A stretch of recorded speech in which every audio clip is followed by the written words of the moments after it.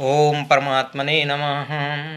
आत्र सूरा महेश्वासा भीमार्जुन समायुधि युद्धानो विराटश्च द्रुपश्च महारथा।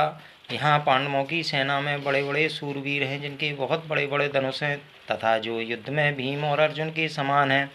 उनमें युधान, सात्यकी, राजा विराट और महारथी द्रुपद भी हैं। धृष्टकेतु और चेकिस्तान तथा पराक्रमी काशीराज भी हैं। पुरुजित और कुंती भोज ये दोनों भाई तथा मनुष्यों में श्रेष्ठ शैव भी हैं। पराक्रमी युधामन्यु और पराक्रमी उत्तमौजा भी हैं। सुभद्रा पुत्र अभिमन्यु और द्रौपदी के पांचों पुत्र भी हैं। ये सबके सब महारथी हैं।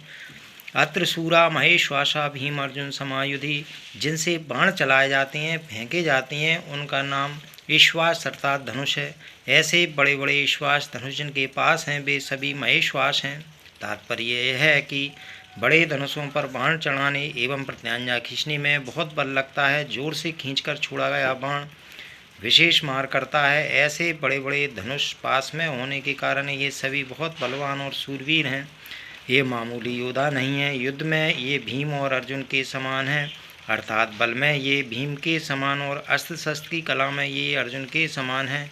युधान सात्यकी ने अर्जुन से अस्त्र शस्त्र की विद्या सीखी थी, इसलिए भगवान श्री कृष्ण के द्वारा दुर्योधन को नारायणी सेना देने पर भी वह कृतज्ञ होकर अर्जुन के पक्ष में ही रहा, दुर्योधन के पक्ष में नहीं गया। द्रोणाचार्य के मन में अर्जुन के प्रति द्वेषभाव पैदा करने के लिए दुर्योधन महारथियों में सबसे पहले अर्जुन के शिष्य युधान का नाम लेता है।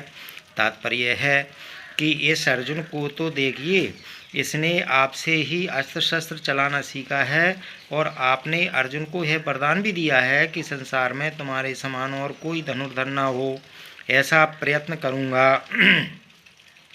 इस तरह आपने तो अपने शिष्य अर्जुन पर इतना स्नेह रखा है, पर वह कृतज्ञ होकर आपके विपक्ष में लड़ने के लिए खड़ा है, जबकि अर्जुन का शिष्य युधान उसी के पक्ष में खड़ा है।